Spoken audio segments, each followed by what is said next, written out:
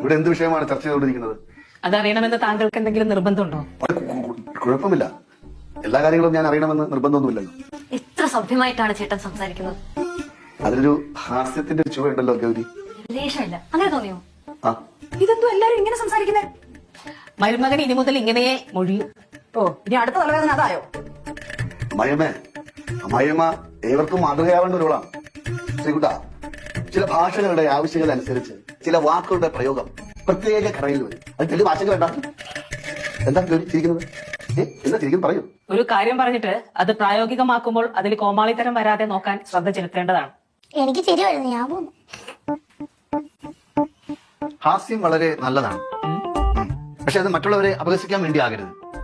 ഹാസ്യം എന്ന് പറയുന്നത് നവരസങ്ങളിലെ വിലയുള്ള മുത്താണ്. അനുഭവങ്ങളും സംഭവങ്ങളും ഇടപെടലുകളും ചിരി ഉണവാക്കുന്ന ഒരു മാനസിക അവസ്ഥയാണ് ഹാസ്യം അഥവാ